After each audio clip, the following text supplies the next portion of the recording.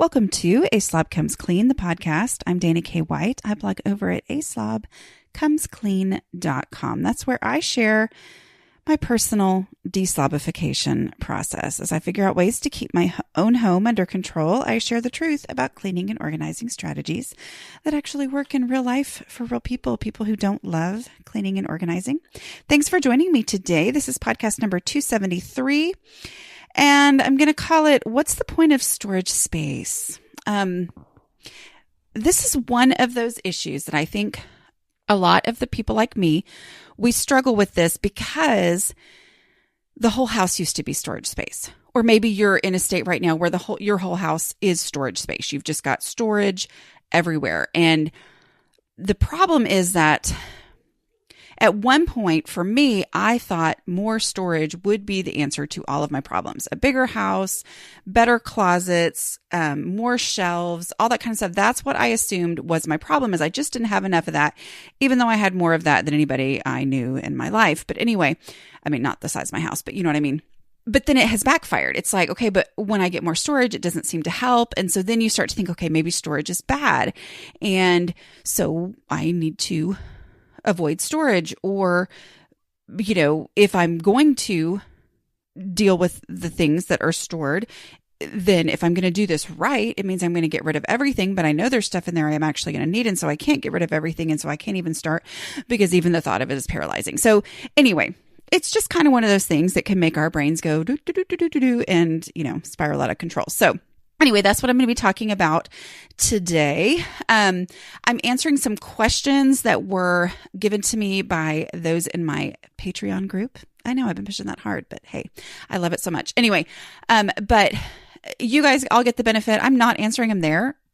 They get to ask the questions, and I'm doing that. So kind of like when I did this a couple months ago, I got questions from them, and it's like, there were multiple questions on the same subject. So I've put those together, and that's what I'm going to talk about today. So I'm going to talk in general about just principles of storage and how to think of it.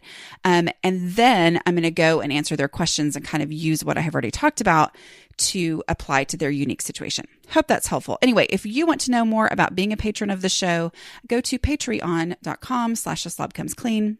Just a reminder, I think I told you guys last week that I have set it up now to where you can actually do, you can pay by the year now. So it's like $5 a month, or you could do a $60 a year. Just be aware, because sometimes when I do like a year-long thing, then it just takes me by surprise the next year when all of a sudden I'm like, what? It's a bigger payment, you know, than the $5 a month. But for a lot of people, that's helpful. But just be aware that those do auto-renew and blah, blah, blah. Okay. Also, just a little plug for if you're doing any Christmas shopping on Amazon. Is it possible to live without doing any Christmas shopping on Amazon? I don't know. But anyway, if you happen to do any, if you just get to Amazon by going to amazon.com/shop/aslobcomesclean, all one word, then I get a little teeny tiny percentage of what you spend on Amazon, and it does not affect your price at all. And that's another way that we keep this blog going. Okay. So let's talk about storage space. You know, defining the room is one of my decluttering strategies that has really impacted me. And when I say that, I am not talking about being a designer. I'm not saying like, okay, I'm going to define this room. And it's some project that I do ahead of time. No, it's really honestly, I use this defining the room like, okay, this is my game room. Yes, technically it has some office stuff in here. Technically guests stay in here, blah, blah, blah. But this is my game room. It's not so much about thinking ahead of time what a game room is going to mean to me. Instead, it's going, that's the purpose of this room. And then starting on the decluttering. And then as I start to get a little bit distracted, reminding myself, no, this is a game room. This is a game room. So when I look at something and I think, I go, does it go in the game room? You know, I mean, like, I'm asking all my normal decluttering questions, but like that is an overall thing that I just have to keep reminding myself again. So like in a bedroom, defining a room as a bedroom is not this lofty thing. It's me saying, this is a bedroom. This is its purpose. As I work in this room, I have to remember that being a bedroom is the purpose of this room. Okay. Because for those of us who at one point didn't understand that we really couldn't keep all of our stuff just because we wanted to keep it, because we didn't understand the container concept and that there are limits in reality. Those of us who didn't understand that, we would, just keep bringing it in and bringing it in. And all of a sudden the corner of the bedroom turns into storage, and that, section of the living room turns into storage, and just blah, blah. And it's like, no, wait, this is not. So if you have a storage space, remember that the purpose of that space, whether it's a cabinet, closet, a shelf in the garage, an entire storage unit, or a storage building, or, whatever it is that you have, or maybe a covered porch where it's mostly out of the weather. I don't know. But that purpose of that space is storage. Okay. Now, if you hear me say something like a part of the covered porch and you go, oh no, that shouldn't be. And so we're dealing in reality here. Okay. So yes, the goal will be for you to eventually maybe rethink that. But if your brain cannot get past the point of that's where I store stuff, okay, go with that and make that storage space fulfill its function the way that we're talking about here, which may really shift things in your home to where eventually you go, wait a minute, I don't want that to be my storage space. Okay, so I saw, I see things all the time. And I saw something at one point that said, like, I don't even remember exactly what it was, but it's like, hey, remember that if you're doing this, you're not actually organizing. Don't call that organizing. And I was like, you know what? If you want to call it organizing, call it organizing. Like, if it helps you function more in your home, go for it. I am not here to say, oh, nobody should have boxes of storage on their porch because, now visibility rule, it's better to have it on the back porch than the front porch. But anyway, okay, let's go on. Basically, we just want to deal with whatever it is that you are actually living in your home. Like, what's your actual reality? That is all that matters. So if there's a space devoted to storage, that is its purpose. So just like the living room needs to be lived in, the bathroom needs to be bathed in. What do you think I was going to say?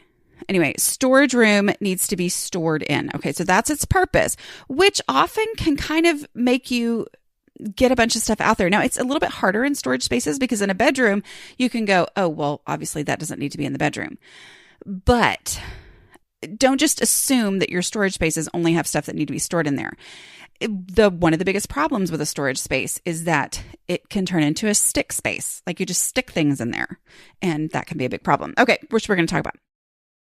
All right, so 3 key things for a storage space: accessibility, usability, and maintainability. Okay. So, all right, well, we're done. I'm just kidding.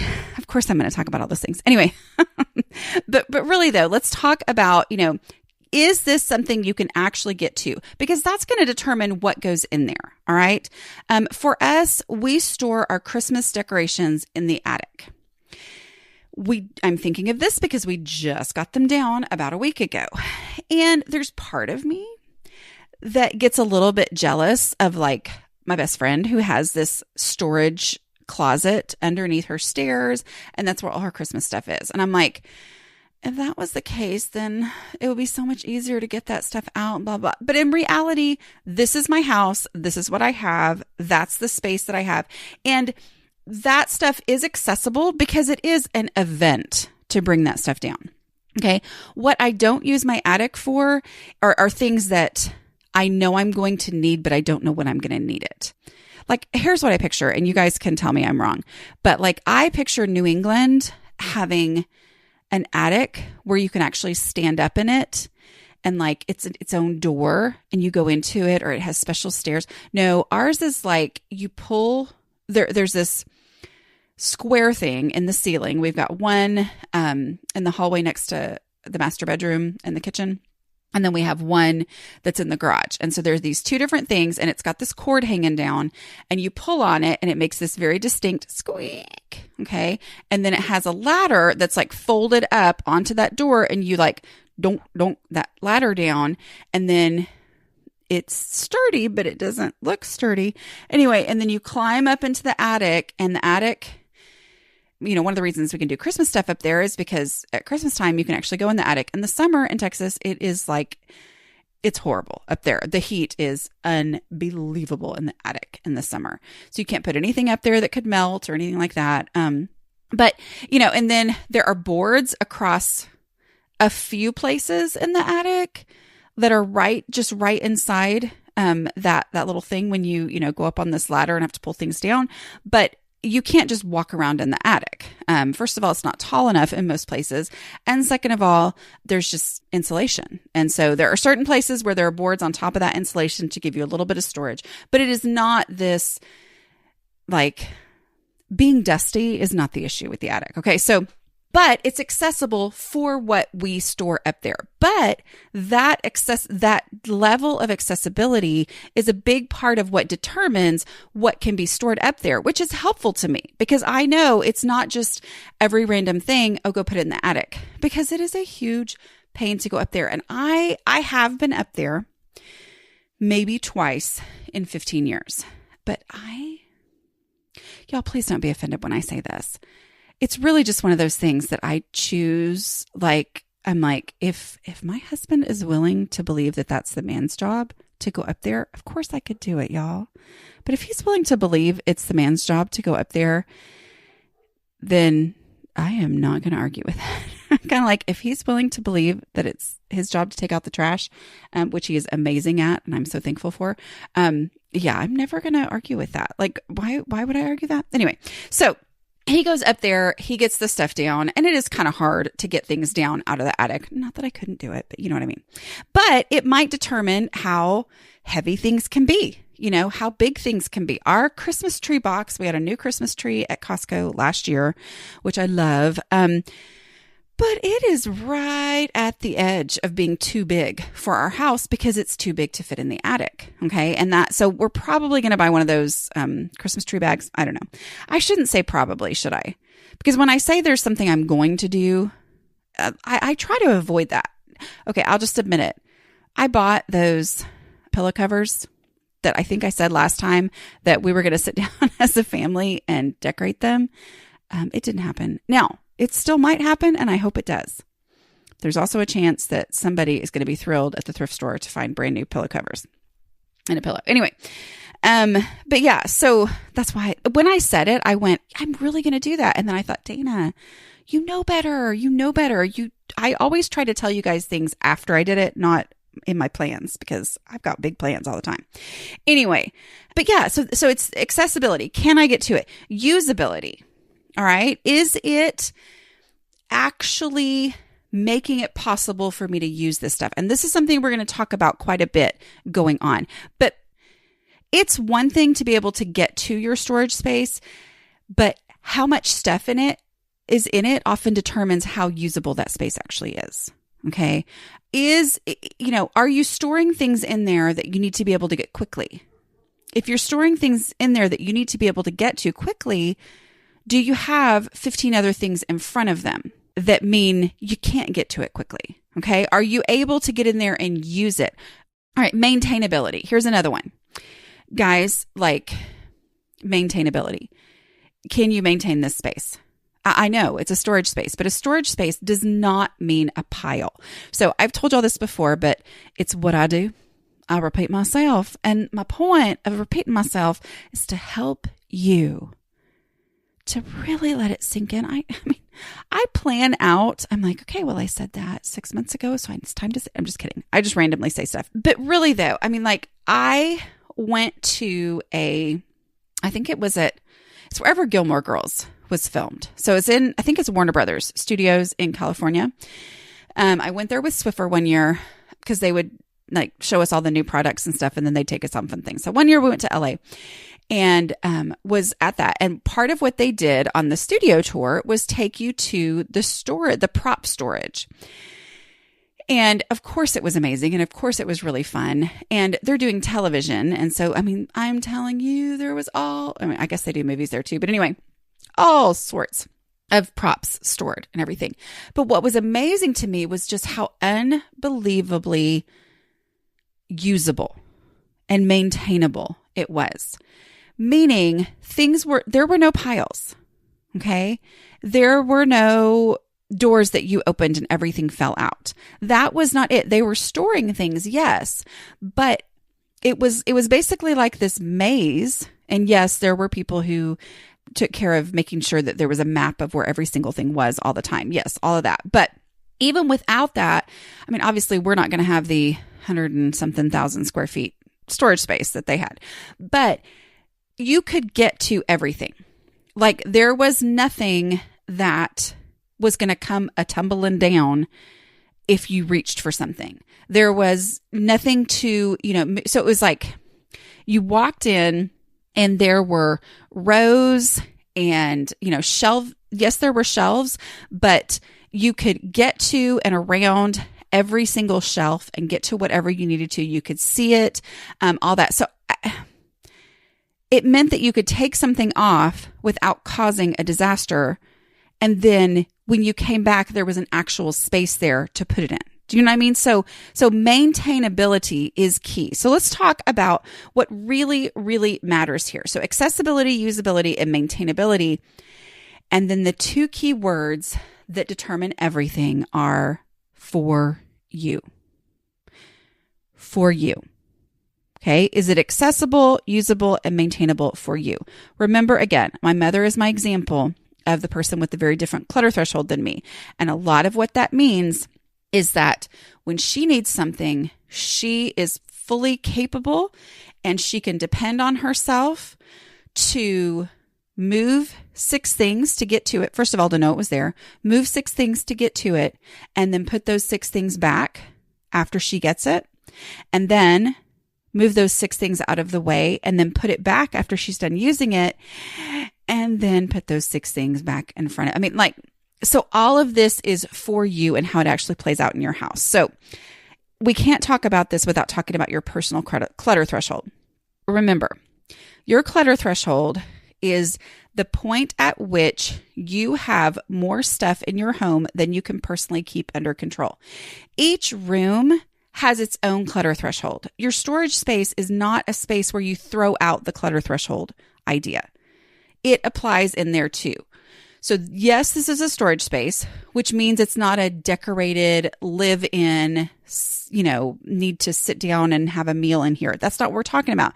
It's a storage space, but how do you keep it under control as a storage space? Like how much stuff can you personally store and have it stay under control? See what I'm saying? Other definition is clutter is whatever consistently gets out of control in your home. All right. So anything that consistently gets out of control, you've got too much of it. That applies to storage units, storage spaces.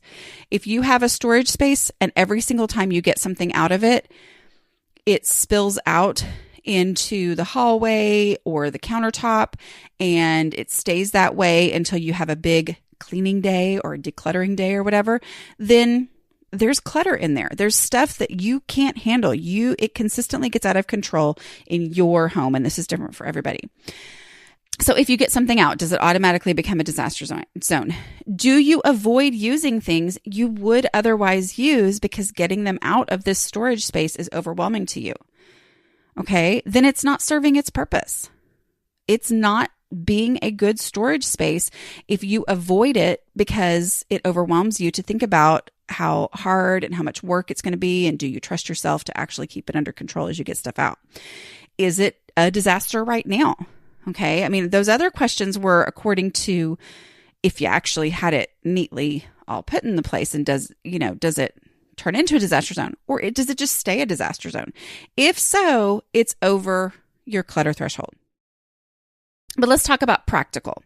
So what are some practical ways that you can, and again, you do what you want to do. Whatever works for you in your home, I'm fine with, okay? But people like practical stuff and I like practical stuff. So here are some practical things for you to aspire to and work toward, okay? 1 layer of stuff from each standing position within the space. Obviously, if it's a cabinet, it's not a standing position, but you know what I mean. Looking in, is there 1 layer of stuff? Ouch, right? I don't know that anybody listening to this podcast has one layer of stuff, but it's going back to that ideal storage space that was super duper functional as a storage space of the prop storage at Warner Brothers. Okay. It's the same concept of, it was not, I have to remove this layer that's in the front of this shelf to be able to see if I can maybe see the thing I'm looking for back there. I mean, that's just a recipe for disaster for anybody. It's not functional that way. So if you are going toward making this an actual usable storage space, make that your goal. You're not going to get there right away. And maybe you're going to get to a point where you go, okay, I didn't actually get to the point where there was only one layer of stuff that I could easily see and get to from standing position, in that space. But because I worked toward it, I ended up finding the amount of stuff that I could personally handle. Okay. So having that as a goal. Stuff that's stored, I believe, once you open up that storage space, whether it's your attic, your drawer, your closet, whatever, the stuff in there needs to be visible to you.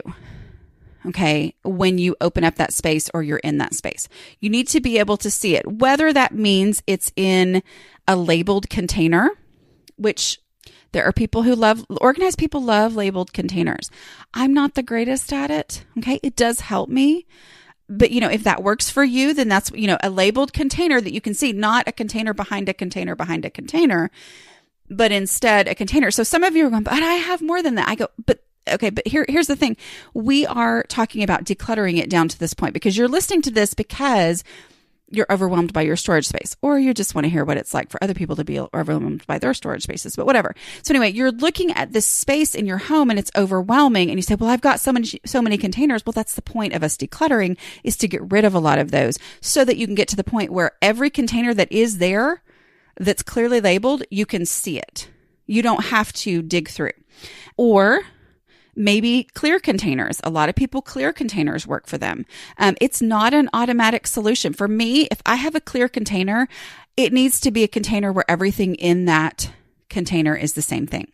Okay. So it's either winter coats or it's, I don't know. I'm making things up right now, but for me, I used to think a clear container was on its own a solution, but in reality, whatever I see through that clear container, I still can't see everything in it. So I need to know that if I see ribbon in that clear container, I know that's a container full of ribbon. Or perhaps if I can handle it and actually let it register, that's a container full of wrapping stuff or whatever, or sewing stuff or whatever it is that I needed the ribbon for. Okay. So it can't just be a jumble of random things in the container. It needs to be with a purpose. Or like what helps for me is that I personally have to declutter down to the point, and I say have to, not that I've done this perfectly, but I'm saying declutter down to the point where I can see everything.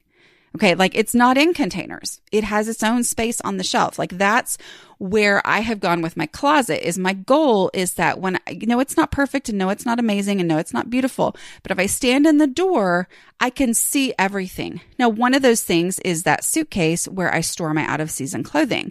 And so I see that suitcase and I know that's out of season clothing. Okay. But I don't just have boxes and boxes and boxes in there full of random things. Because I can't handle that. That's why, because I can't handle it. Make it the goal to declutter down to where you don't have to move this to get to that. We've been talking about that.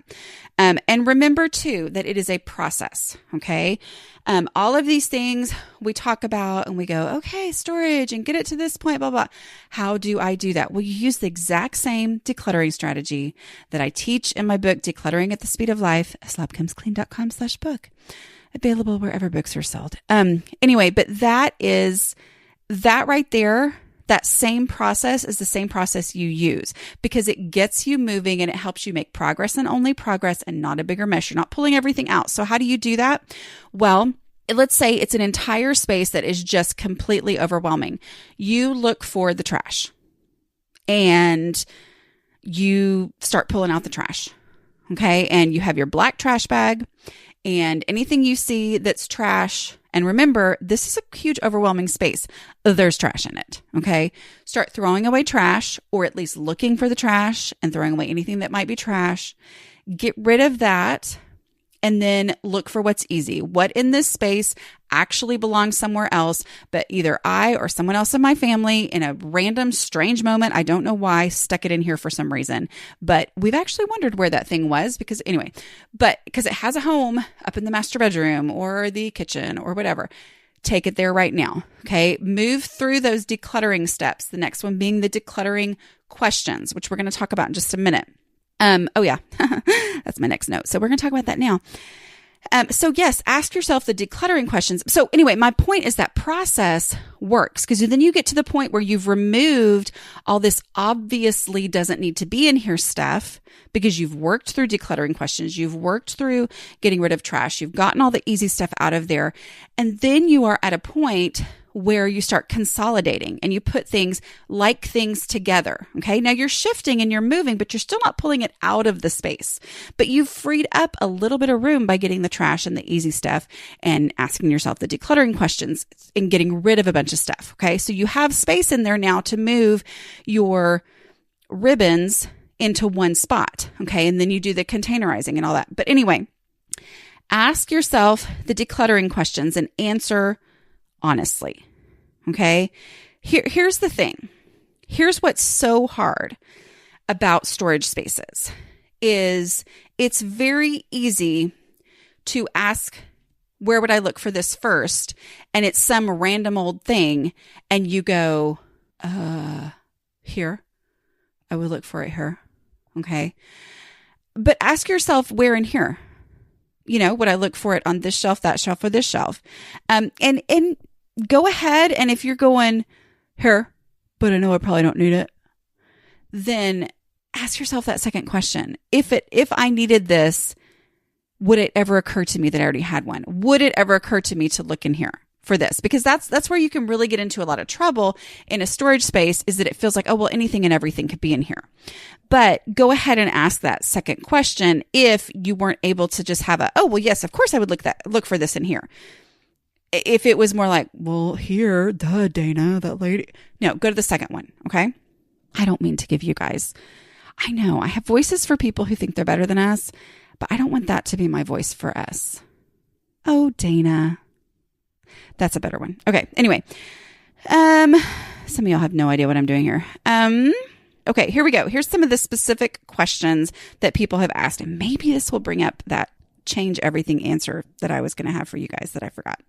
Okay. How do you handle a large storage space that when it's full or even partially full is way over your clutter threshold? Or how do you decide what to keep because you have the room but don't really need it? We've kind of just talked about that, but I do want to point out, and my kindred spirits, my patrons, they know I get a little bit snarky on these and they're all fine with it, right? Are you guys all fine with it? It's never anything personal. But I just want to point out that this question, I'm saying this so nicely. Don't expect it to last. This question contradicts itself. Okay. So here we go. Really, we need to ask the first one first, which is, how do you decide what to keep because you have the room but don't really need it? And then, how do you handle a large storage space that when it's full or even partially full is way over your clutter threshold? Okay. I don't have, do I need this as a decluttering question, because do I need this is too ambiguous. Okay. I could come up with reasons why I need it, but that doesn't mean that if I don't actually need it, I can't get rid of it. Do you know what I mean? I don't have to keep it just because I have the space for it. That's why in the decluttering steps, which I didn't mention this earlier, I don't know why I forgot, but like the third step is declutter. Okay. It's the like, why do I have this? Of course I don't need this. I put that step in there because of this. Like, there is stuff that you just don't need, and you don't need to waste the time asking the questions about it. You don't need to analyze. You don't need to figure out if you have the container for it. Go ahead and go through those steps and make sure that you do the step. Okay. It's just be ruthless, because the other thing too is the more you do this, the more you're going to realize, oh, this space is so much more functional as a storage space than it ever was before. And so I like it. And it's going to make you more and more ruthless. And it's going to make you identify a whole lot more things that you go, well, of course I don't need that. Of course I don't need that. Of course I don't need that. Okay. But the clutter threshold, you've basically answered your own question is what I'm saying here. Okay. Is when the storage space is full or even partially full, it's over your clutter threshold. Well, then it's not a functional storage space. So I'm saying, like, if it's over your clutter threshold, and here's something else I want to say is, even if technically, physically, you can deal with this storage space and get to the things, if it causes you mental and stress, anxiety, makes you think, do I really need all that stuff in there? Then you don't. Okay. It's not worth that mental stress either. So go ahead and start getting that stuff out of there. I don't know if I answered that question or not. Anyway, what we're talking about here in these storage spaces that's unique is you have the container concept, what fits. Okay. But you also equally have to consider your clutter threshold. And you equally have to consider the definition of clutter is what consistently gets out of control in your home. Okay. So those three things all have to go very much together is so that we have that usability, accessibility, maintainability that we need for these storage spaces. Here's another question. My problem is the basement, which is completely storage. It's an old house, so it is too small to be converted into livable space. And she says the ceiling height is too short, is what she means. So it literally cannot be living space. Says, I don't know what to do with things, so they end up in the basement. It's the same footprint as 4 rooms of my house. So meaning it's a really big storage space, but it can't actually be converted, because one of the things we've talked about before is if you have this storage room and you wish you had a playroom, well, that gives you a lot of incentive and focus and reason to clear out that storage space and make a, playroom. But this is space that really can only be used for storage. And so that presents an extra challenge. And here's another time too, where I'm just going to mention that in my mind, if I had a basement, all my problems would be solved. I mean, like, don't we all have that? We have that. Well, if I had this, then, if I had my best friend's storage closet under the stairs, my problems would be solved. And that's never true. Like, I am the poster child for that never being true, Like, I have way too many examples of all the things that were going to change everything. For you, it might be if I only worked from home or if I only didn't have a job, then my house will be clean. And then all of a sudden quarantine happened and you were either working from home or you didn't have a job and you're like, oh yeah, that wasn't the problem. Like, that's just reality is that. So what I'm saying is to you who struggles with this because you have this unique, what feels like it should be an opportunity and instead it's turned into an actual challenge for you, I get it. Okay. So I just want to make sure that you understand that I get it. I get what a challenge this is. And also I think there's extra challenge because my guess is maybe when you moved into the house, you thought, oh, look at all that storage, which is what I would think too. Okay. But it's the same principle. So getting rid of the stuff is the same principles. But here's the key on this. It sounds to me like this space is one humongous and overwhelming procrastination station. Okay. It sounds like maybe it's a giant keep box. And I am anti-keep box, not keepsake box. Keepsake boxes are great, but keep boxes, as far as, what most people who tell you how to declutter are going to tell you is they're going to say, okay, we'll have a box for stuff you're going to keep as you pull it out of this thing. I don't do that because that's too ambiguous. It doesn't have a home. If it goes in my keep box, it lets me go, do I want this? Well, of course I want it. And so I keep it and I stick it in the keep box and then it stays in the keep box forever.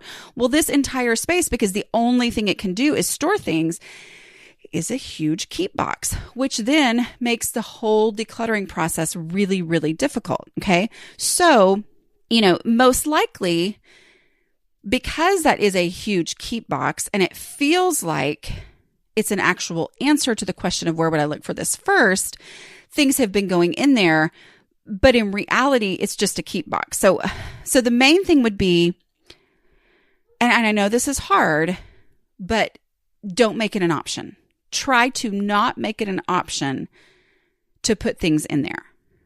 All right. Now, it's going to be its own decluttering project as well, but don't let the basement be an answer to, in this situation, okay, where this is a unique situation, or if you have something that's similar to this, don't let that be the answer to where would I look for this first. The things that will go there are the things that I store for the purpose of them being stored for a purpose. Does that make any sense? I don't know. Anyway, but so eliminate that option because acknowledge it is a giant keep box.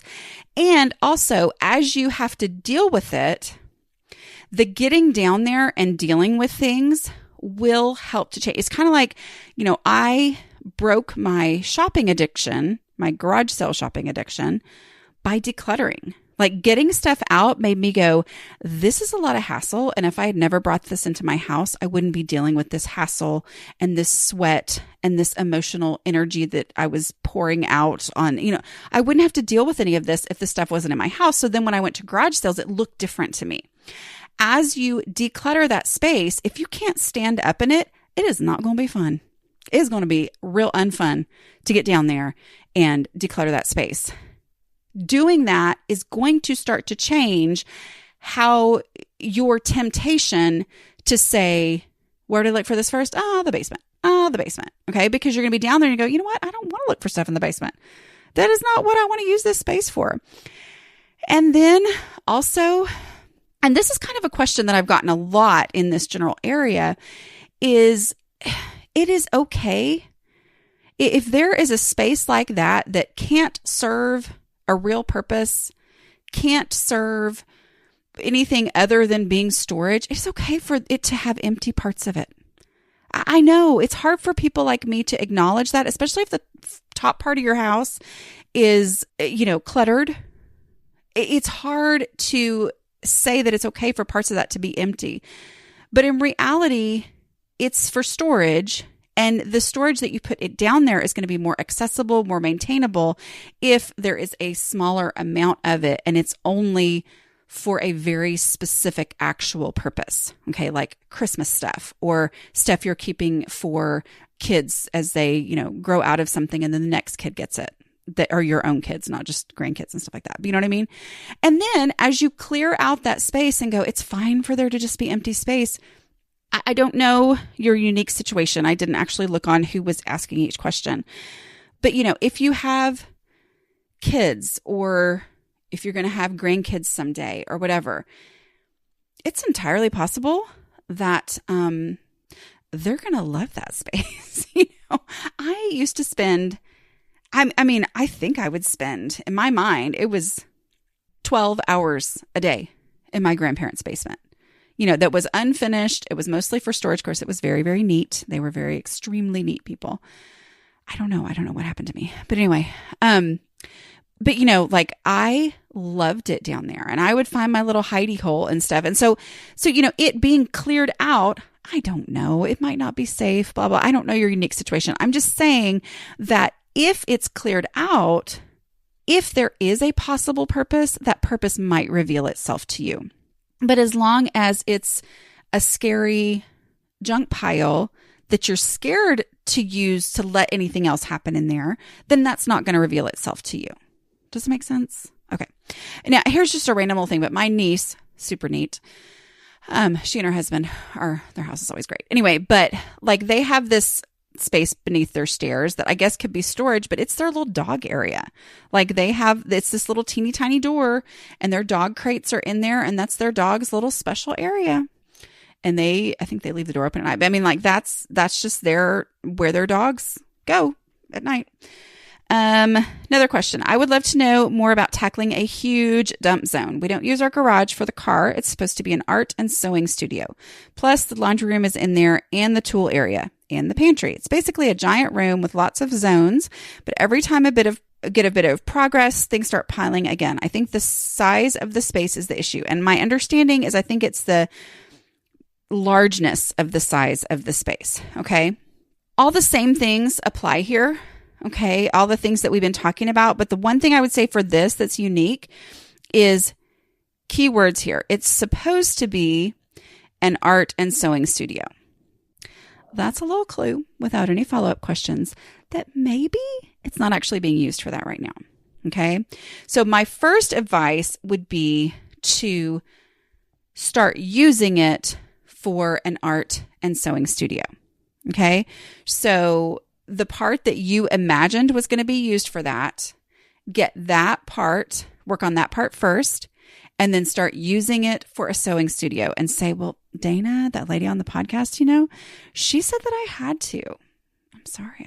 I have to sew. But the reality of that is that it's going to be a reality check for you. Is this space actually going to work for that? Or is that just a dream that you have? Because, it's kind of like I look at people who have these beautiful offices in their homes and I think, oh, wouldn't I love to write in that office? And then I go, I'd probably still write at my kitchen table. It just, wherever, if you haven't been doing your sewing there yet, then you've been doing it somewhere else or you haven't been doing it. I might have a person in my family who has gotten a little bit better about it, but at one point he used to save up tons of money, and I do mean a lot of money for the age that this child was, and buy something that he was sure he was going to be into. We're talking like a $250 drum set. He doesn't listen to this podcast, so don't tell him I said it. But anyway, like a $250, which if y'all actually know drums, that's not that expensive. But when you're 8, it's a lot of money, okay? Buys this. And turns out he didn't like drums, but he was sure he was going to like drums. Okay. And you probably do know that you like art and sewing, but what I'm saying is go ahead and use it for that, because it's going to either make you go, oh yeah, actually, I don't want to do that in here. Or the best option is that it's going to make you go, oh, I love having this space for sewing. This is amazing. And that space, if you continue to work on it, is going to be what you always envisioned, which is then going to make you treasure it more, which is then going to help you figure out the rest of the spaces. And you go, okay, yes, my laundry machines. Is that a line from The Office? I have a laundry machine. Washing machine, that's what it's called. Anyway, but my washing machine and my dryer, if you have a dryer, are in my sewing room. Okay. There's something mentally shifting about saying, this is my sewing room. Oh, and by the way, my washer and dryer are in there. Oh, and by the way, we keep the tools over in this spot of my sewing room. But go ahead and choose the part of it that you want, like that either is already being used that way or is the thing that is your big dream for that space, and go ahead and start using it in that way. And it'll be a reality check, because the other thing too, like different places are different. But, like for me, my garage, I couldn't have that as a sewing room because 5 months out of the year, it would be too hot for me to be out there, because I live in Texas. So it kind of reminds me of like when we bought this house, there was a closed-in porch. And I envisioned that as our playroom. And we bought a little window unit to put out there. But the reality was, there were lots of different realities, and I've talked about them before. But one of the realities was my kids didn't want to be out there because it just was less comfortable to be out there than the rest of the house. And so they didn't just go out there and chill and relax. That's just not what they did. So, going ahead and using it instead of, because and this is the reason why I say stuff like this, is that is my tendency to try to figure it all out ahead of time, how things are going to be. When in reality, if I will go ahead and do things imperfectly, go ahead and make it my sewing area, even though it's not perfectly set up as a beautiful sewing area, I'm going to learn what it would take for it to be the sewing area that I want it to be, or oh yeah, actually, I don't need it to be a sewing area or whatever. Okay. But going ahead and doing it before you have it all figured out, that's key. Okay. I had a couple more questions, but I will answer them on another one. I do want to make sure that, I haven't done it yet. I know I've gotten several emails like, when are you going to do that? I don't want to miss it. I have a lot of crazy stuff going on right now, which is exciting. It's all good stuff, but oh my goodness. Sometimes I get overwhelmed. Anyway, but I am going to do my live thing, and then I'll set it up as a course that you can do later if you can't make it live, where I talk about my writing journey. Okay, y'all can quit listening if you don't care about this stuff, but where I talk about my writing journey. If you want to make sure that you're on the email list, about that, go to aslobcomesclean.com/write and sign up for that email list. And that way, my guess is that I'm going to do it probably the second week in December. I don't know. Anyway, not a how to be a writer, but my personal writing journey. And then you can take from that and apply it to your own situation. Or if you even just I love listening to stuff like that. So, all right. I will talk to you guys next week. Bye.